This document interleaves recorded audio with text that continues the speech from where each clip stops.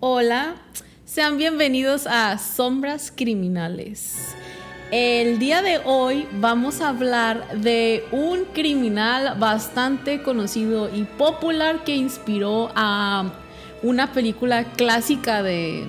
¿Qué vendría siendo? Terror, slasher, horror. Inspiró una película de slasher, ya nos dijeron aquí que es slasher. Muy popular y muy clásica de los 70s, creo que salió, si no me equivoco.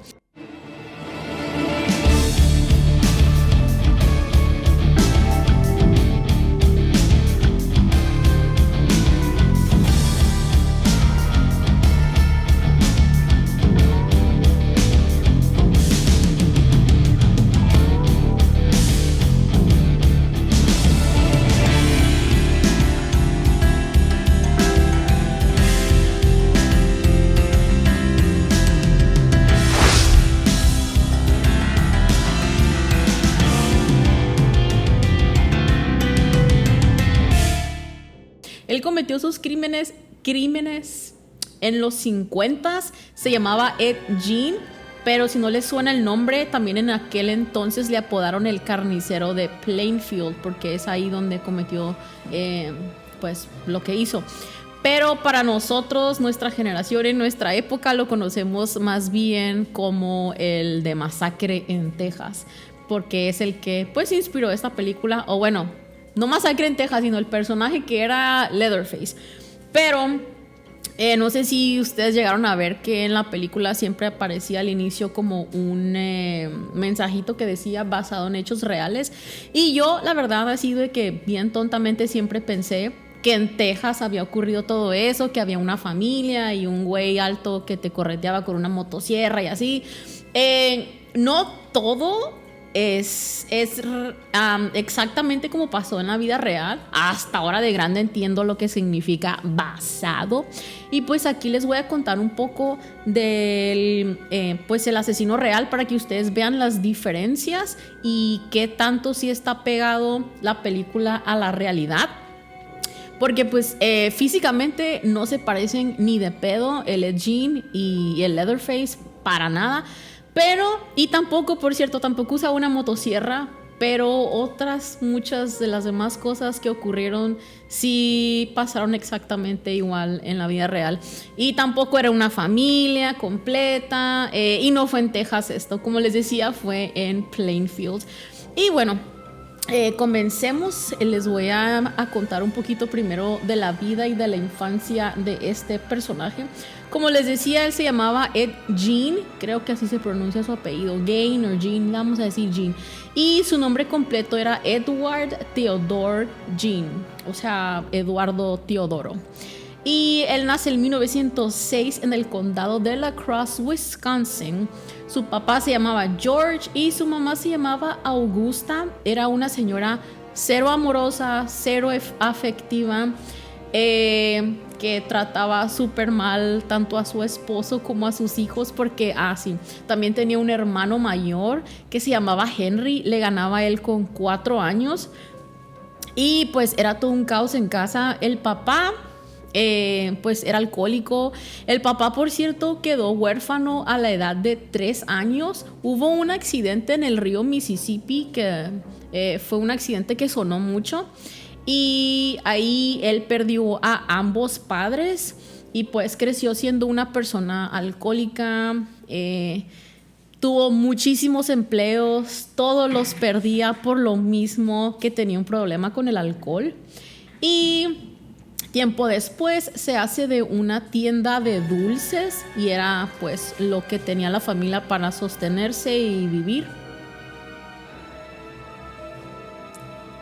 En cuanto a la crianza de la mamá, pues a ella la criaron de una manera muy estricta, con golpes, y todo esto ella pues lo repitió con sus hijos una vez que estuvo casada. Era súper adicta, o no sé cómo decirlo, al Viejo Testamento. Todo el tiempo estaba leyendo el Viejo Testamento y quería seguir todo al super pie de la letra. Era una fanática religiosa. Y para ella, todas las mujeres del mundo, obviamente excepto ella, eran unas mujeres facilotas, y eran para ella como, no, las mujeres son una creación del diablo y son un instrumento y son unas prostitutas que el diablo hizo para que los hombres, pobrecitos los hombres, caigan en el pecado y sean arrastrados hasta las puertas del infierno. Pero ella era la única santa, ¿no?, en todo el mundo. Y para ella, como en aquel entonces vivían en una ciudad que se llamaba La Crosse, para ella era como, pues era una ciudad grandecita, era como, güey, es la ciudad del pecado. Entonces yo no quiero tener aquí a mis hijos ni a mi esposo porque los quiero alejar del pecado, y en esta ciudad hay muchas mujeres, o sea, mucho pecado. Y convenció a su esposo de vender la tienda que tenían para mudarse a Plainfield.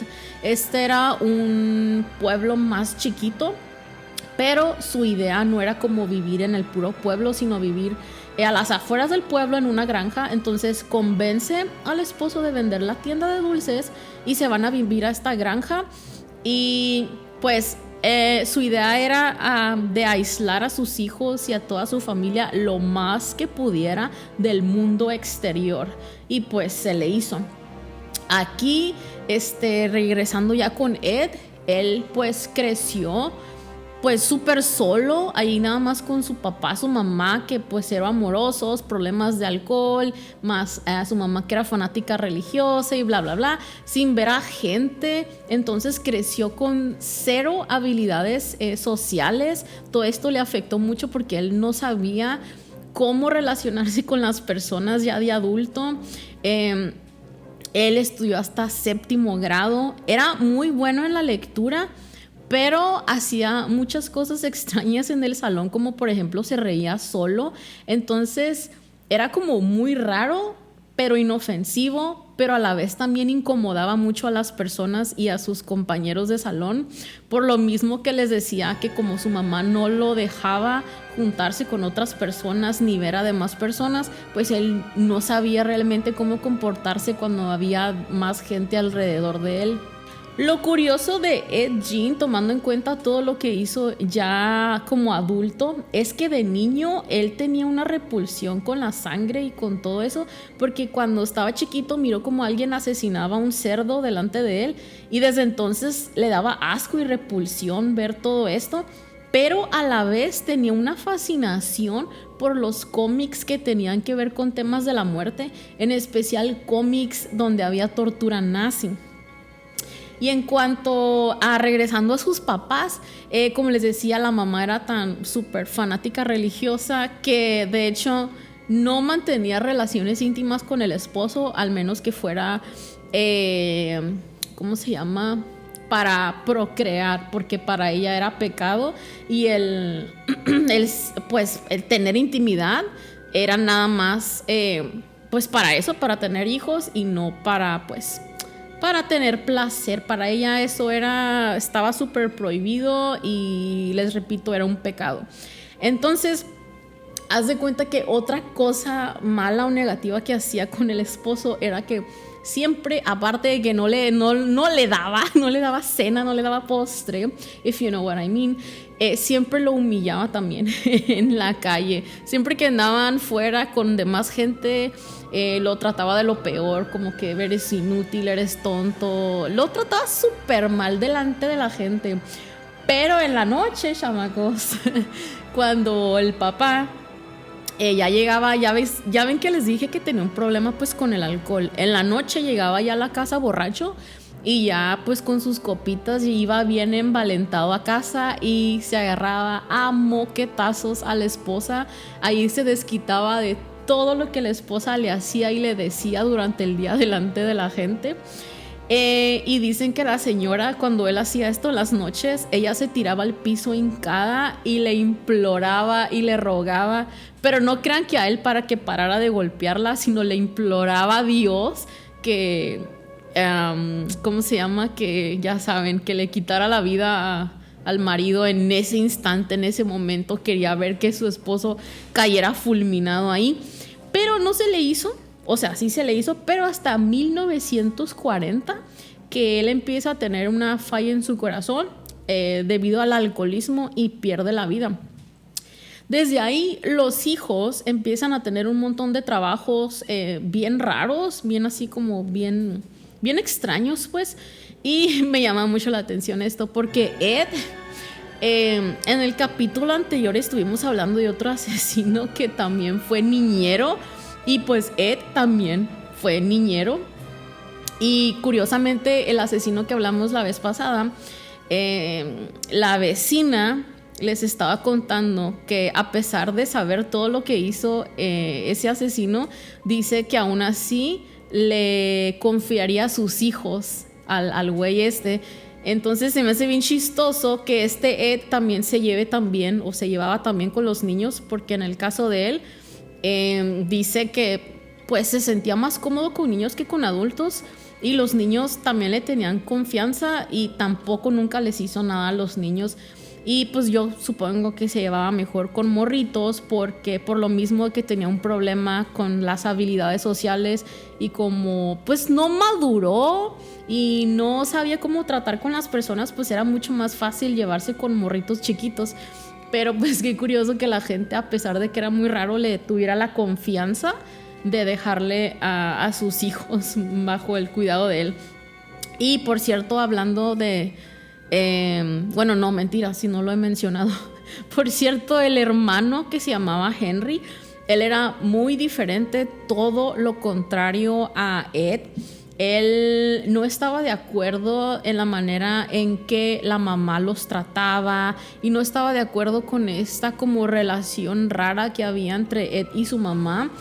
Él se aleja de la mamá, se va de la casa y agarra una novia con la cual se termina comprometiendo. Pero para las pulgas de la señora, que de por sí odiaba a las mujeres, esta chica, aparte de todo, era mamá soltera. Así que ya se imaginarán, si una mujer soltera ya para ella era aún así una mujer facilota, ahora enterarse de que la chica era mamá, no me quiero ni imaginar todo lo que ha de haber pensado y dicho.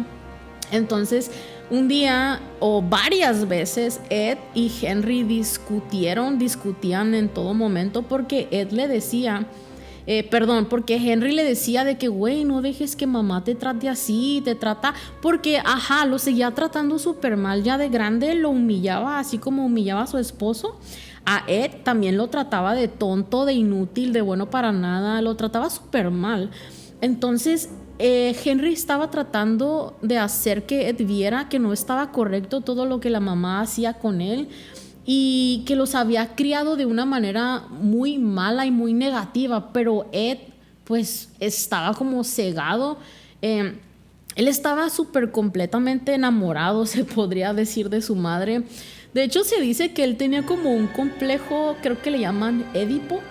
Esto viene según como de Freud por allá, que dice que a los niños entre los 3 y 5 años, suena un poquito, ¿cómo se dice?, controversial esto, pero de que entre los 3 a 5 años pasan por una etapa en la que están enamorados de, por ejemplo, el niño de su mamá y la niña de su papá, y que llegan a ver a su manera como al otro papá como rival, ¿saben? Como algo muy así como de amor, pues.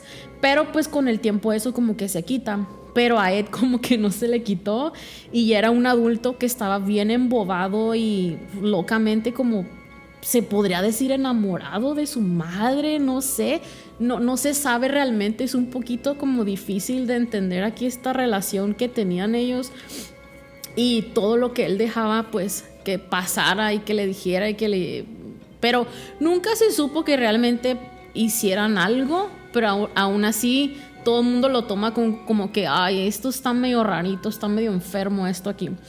Y por cierto, haciendo un paréntesis, del complejo Édipo, porque se me hace muy interesante, les voy a contar de dónde viene este nombre.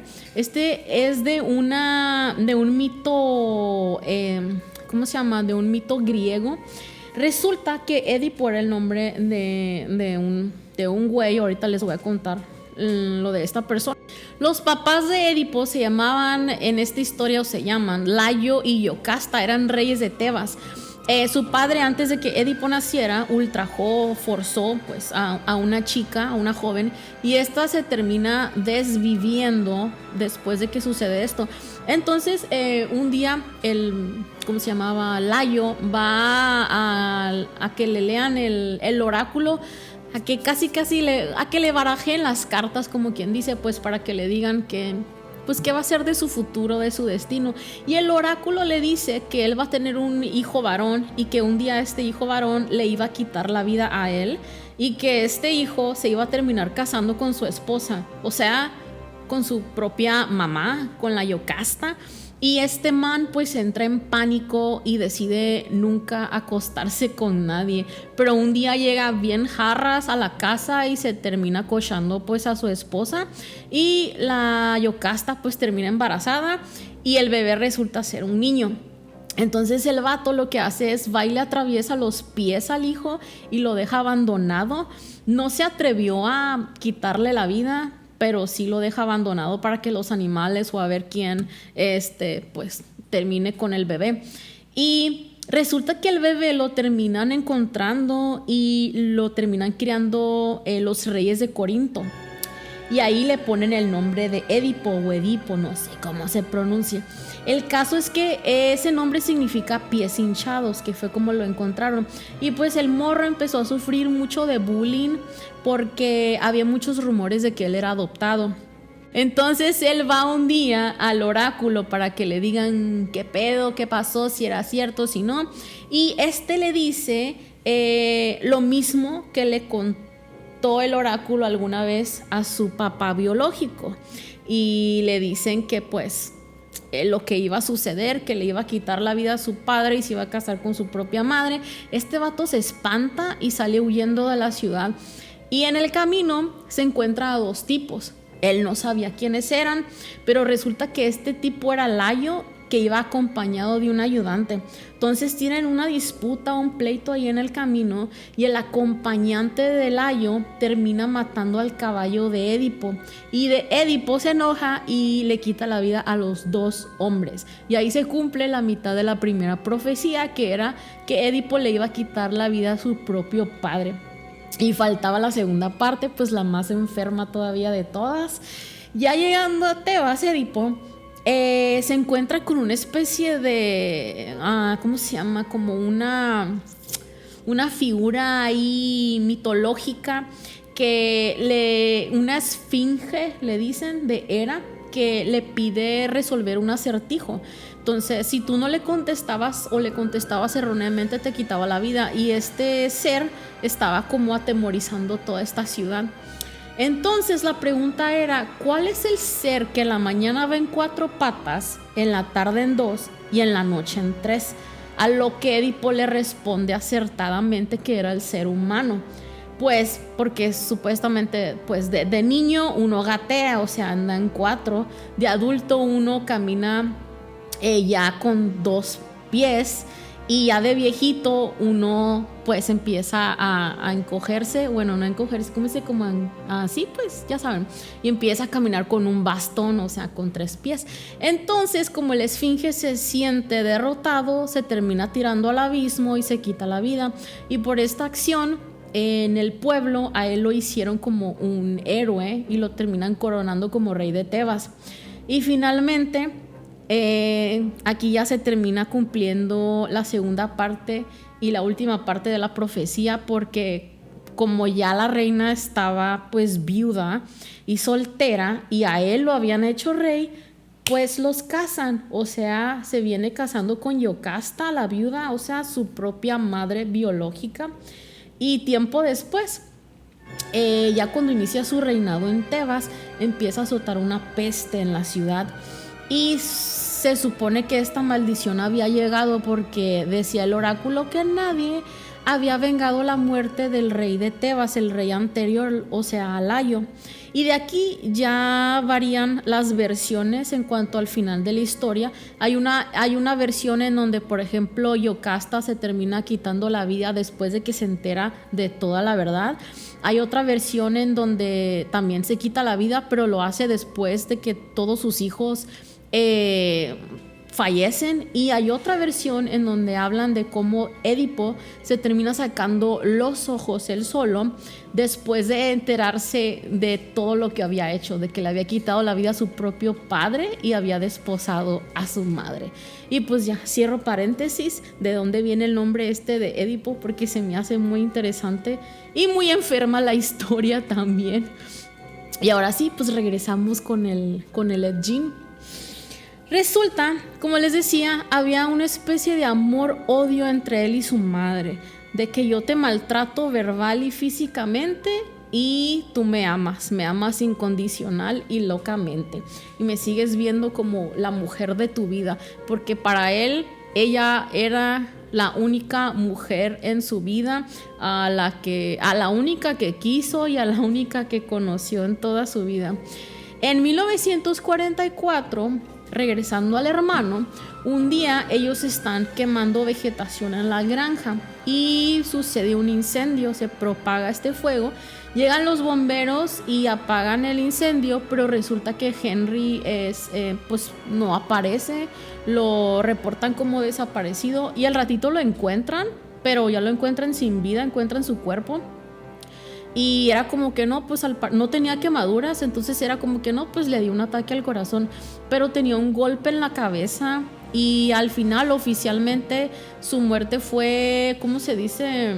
Pero el caso es que al final se dictamina, o no sé cómo decir, que había sido por muerte por asfixia. Entonces bastante pues sospechoso, obviamente, asfixia y aparte un golpe en la cabeza, pero lo sad es que nadie le dio importancia y nadie investigó a fondo. Aquí probablemente este fue el primer asesinato que cometió Ed contra su propio hermano. Y lo más seguro también es que esto fue por las disputas que tenían por el tema de la mamá, yo creo. Entonces, y aparte, no sé, quiero pensar, a lo mejor mi pensamiento está muy enfermo, pero no, porque va a estar enfermo, está más enfermo todo lo que hizo él, que no me sorprendería que le haya quitado la vida a su hermano para quedarse él solo con su mamá, o no sé, o nada más era coraje porque habló mal de su madre, no lo sé. Juzgue usted, no sé qué piensen. En fin, poquito tiempo después, la mamá también fallece, casi también de la misma manera que la mamá del asesino pasado del que hablamos. En cama le dio un paro cardíaco. Pero a diferencia del asesino pasado, esto sí volvió todavía más loco a Ed Gein, porque como les decía, pues él estaba súper enamorado de su mamá y era lo único que él conocía y lo único que le quedaba. Entonces esto lo dejó todavía más trastornado. Ahorita vamos a ver a qué grado. Y de aquí nos pasamos hasta 1954, o sea, por algunos añitos el Ed Gein estuvo bastante tranquilito, como que todo bien en casa. Bueno, no tan bien, porque al rato también les voy a contar todo lo que hizo durante estos 10 años. No estuvo nada más de ocioso sentadito en casa, pero hasta 1954 es cuando sucede la primera desaparición de una señora llamada Mary Hogan. Ella tenía una taberna en la ciudad y un día encontraron un charco de sangre y había como rastros de que habían arrastrado a alguien desde ese charco hasta el parqueadero de carros, y había ahí unas llantas de neumático, había huellas de que se notaba pues que habían subido a alguien a un carro y se la habían llevado. Y de hecho Ed participó también en la búsqueda de esta persona. Y como les decía hace rato, él era bastante raro, incomodaba, no sabía cómo comportarse con las demás personas y empezó a hacer comentarios súper así, pues no muy agradables, como por ejemplo decía de que, ay no, es que ella no está desaparecida, la tengo en mi granja, así como que haciendo chistes que no dan risa, pero que a la vez nadie se los tomaba en serio, porque era como que, güey, pues es el rarito loquito del pueblo, o sea, no, nadie se lo tomaba con seriedad lo que él decía.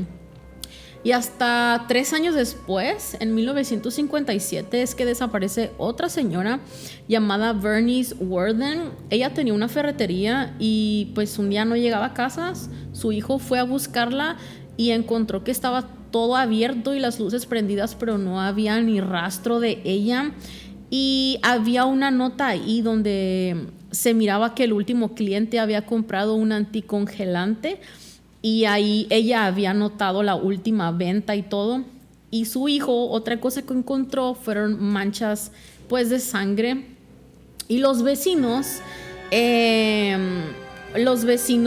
¿cómo se llama? De Eugene, después de que pasa todo eso, dicen que van y lo buscan a él a su casa. O sea, todavía no estaban enterados pues de que había pasado esto, pero acababa de suceder la desaparición de la señora. Pero antes de que el hijo la reportara como desaparecida, los vecinos van y le tocan a Eugene para invitarlo a comer a su casa. Y dicen que él salió todo manchado de sangre y nada más dijo como que, ay, que había matado un animal. Y ya los vecinos lo invitan a comer y ya cuando se enteran de esto que estaba pasando, él les dijo, les dice, se debió de haber tratado de alguien con sangre muy fría. Y ya cuando se entera que él es el principal sospechoso, su único comentario fue de que no, alguien me incriminó, no, yo no fui. Pero resulta que la persona, o sea, supieron que había sido él porque la persona que estaba anotada en el libro de contabilidad, en el libro de ventas de la señora, era el nombre de él. Era como, güey, te viste bien tonto, la neta, o sea, te voy a ir a secuestrar y te voy a ir a comprar un anticongelante primero para que anotes mi nombre ahí en las ventas como tu último. Ay, es como que, ay, no, bien sopenco, la neta, pero bueno. El caso es que ya se termina echando de cabeza con los policías, pues no le quedó de otra. Ay, no. Cuando entran a su casa, chamacos, la casa tenía años sin electricidad y había excremento y basura por todos lados. Y había al fondo, atrás de la casa, hay una, les llaman Summer Kitchen, como cocinas de verano, que es... No sé si las han visto en las películas. Es como una cocina que está como si fuera en el porche de la casa. Y esta es la cocina que usan en los veranos o usaban en aquellos entonces. Por lo mismo de los olores y el calor y todo eso. Ahí era donde cocinaban en verano. Y ahí tenían pues estufas de... ¿cómo se llama? De carbón y leña. Entonces para la gente en aquel entonces era más fácil cocinar ahí en esa cocina cuando hacía mucho calor. El caso es que en esa cocina de verano que él tenía atrás de su casa encontraron el cuerpo de la señora.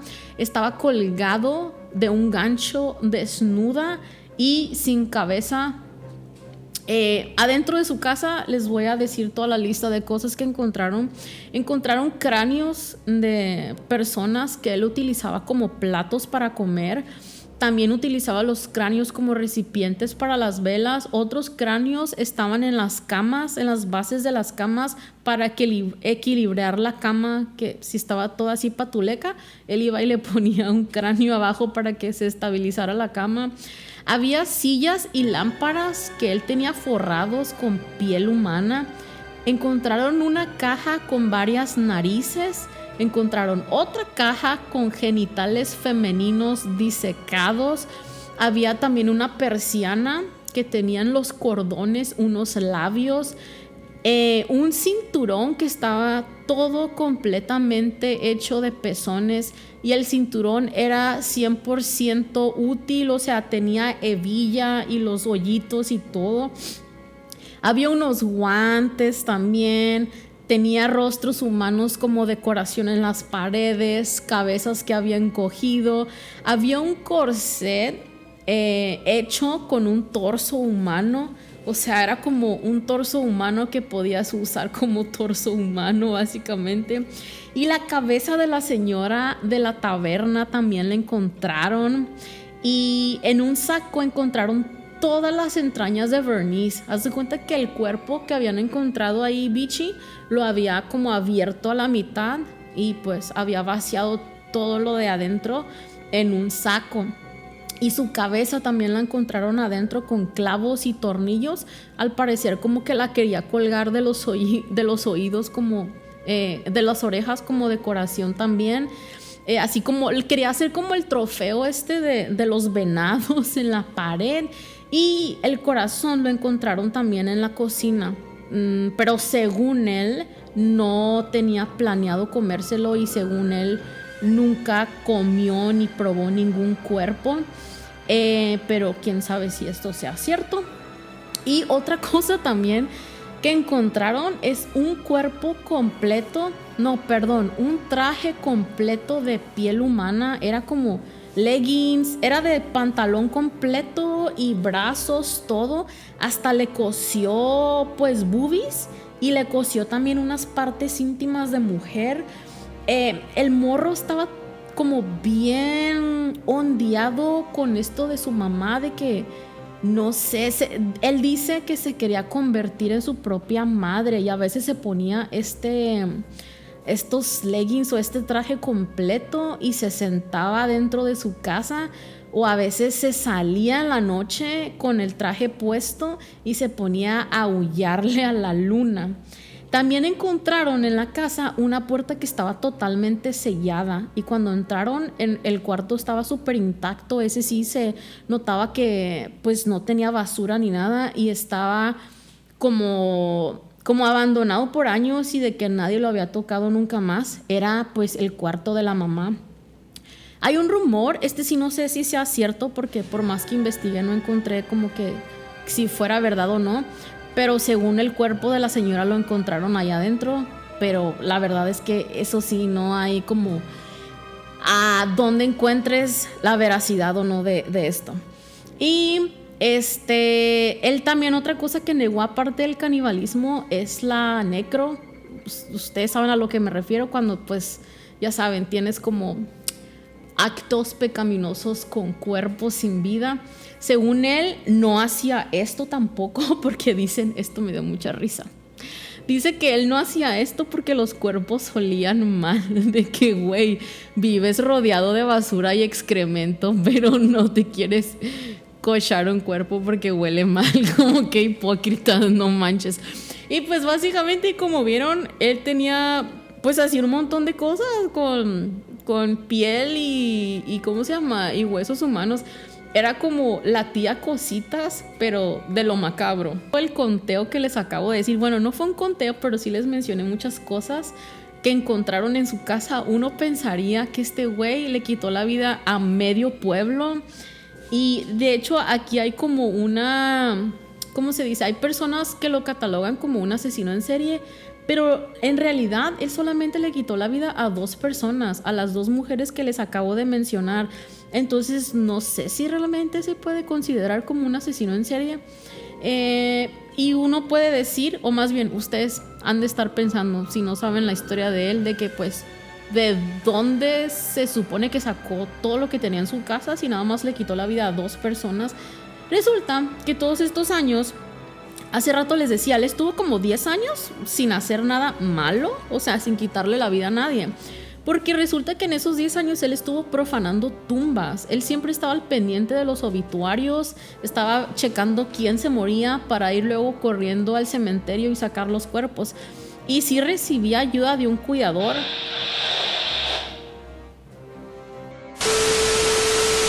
Ok, todo esto lo estuvo haciendo con la ayuda de un cuidador del cementerio que él no sabía exactamente qué era lo que quería hacer Ed, pero aún así me imagino que Ed le pagaba, no sé, y pues decía, pues ya que haga él lo que quiera con los cuerpos.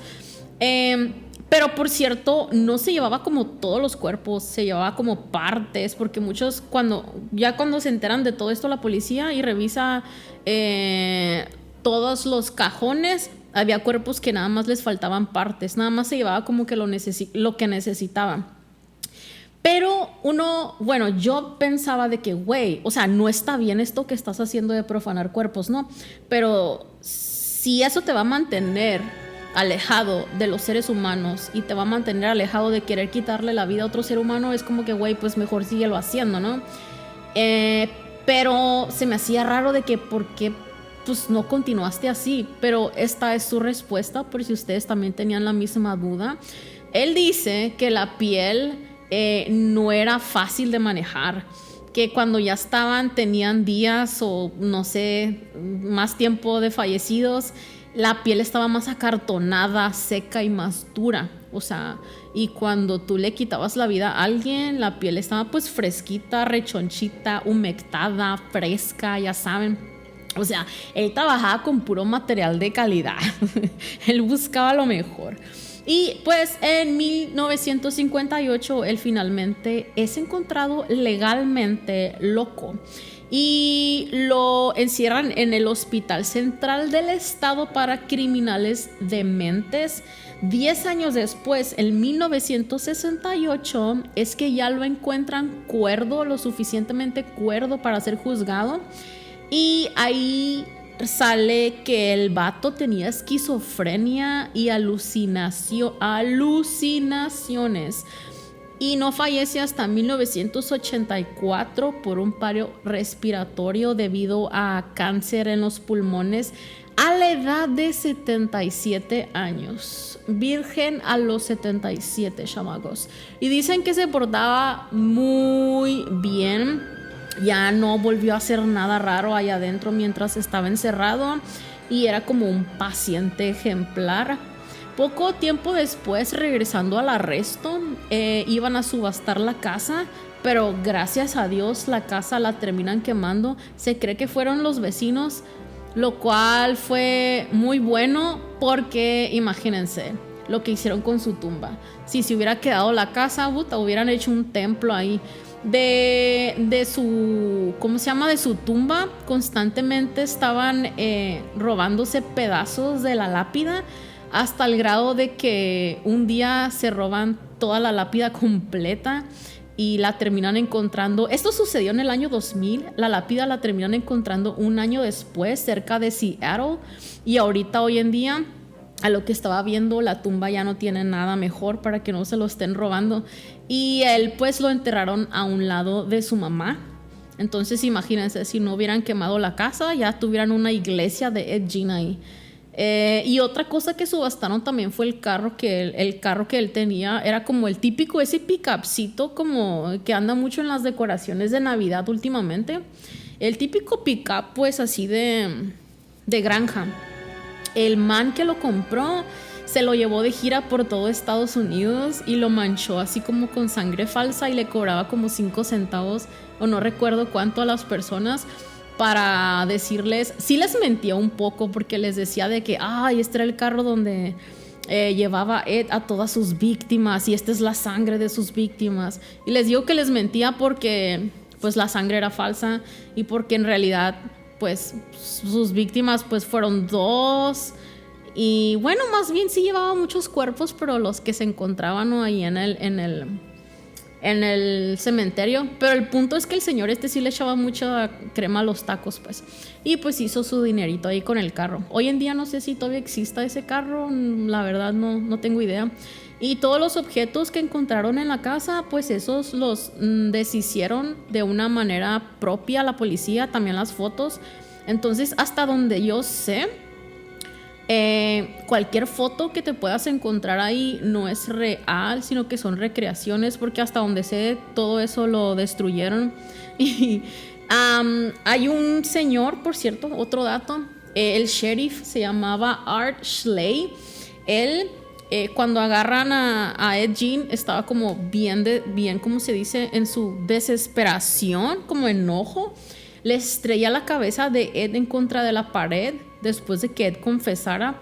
Entonces este acto hace que la confesión inicial de Ed fuera inadmisible por esto que hizo el sheriff, y él termina falleciendo a la edad de 43 años, súper joven, de una falla del corazón, y se dice que fue por este trauma y todo el estrés y todo lo que vivió por esto que sucedió y que hizo el Ed y que hizo él también, ¿no? Por su frustración.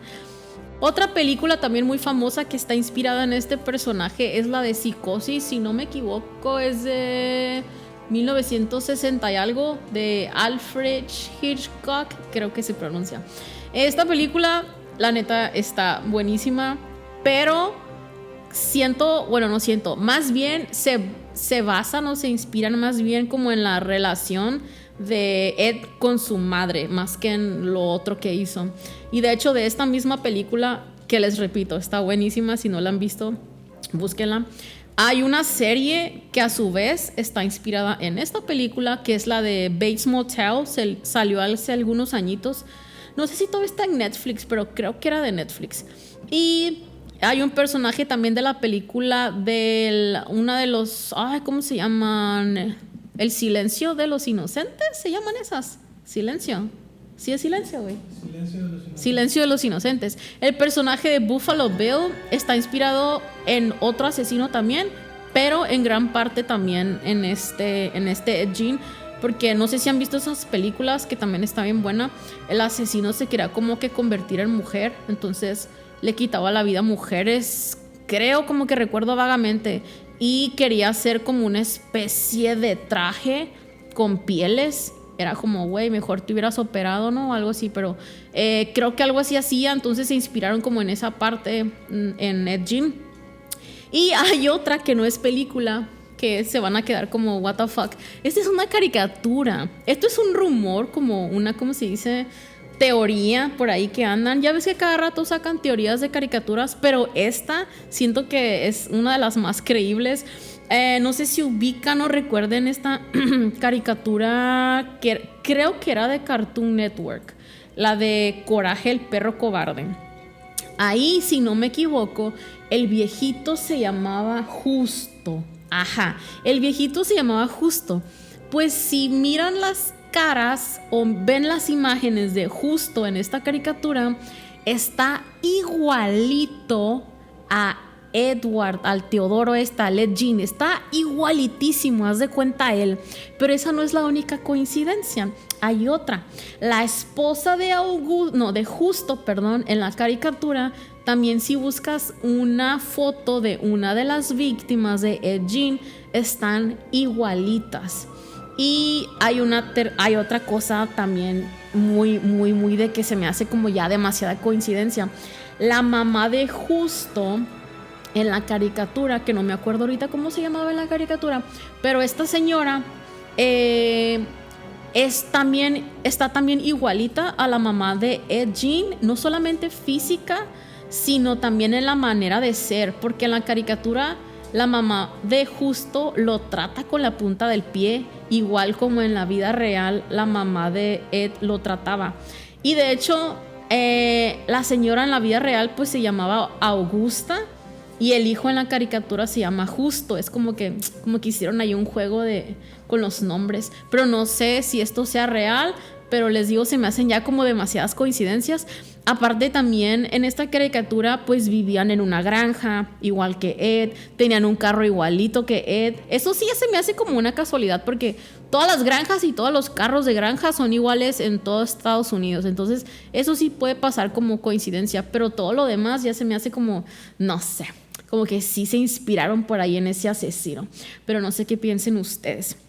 Y pues ya con esto terminamos nuestro capítulo del día de hoy. Espero lo hayan disfrutado así como lo disfruté yo de contarles todo eso. No sé si ya lo sabían, no sé si se enteraron de apenas de esto o de detalles nuevos, quién sabe. Pero bueno, gracias por habernos visto y nos vemos en el próximo episodio.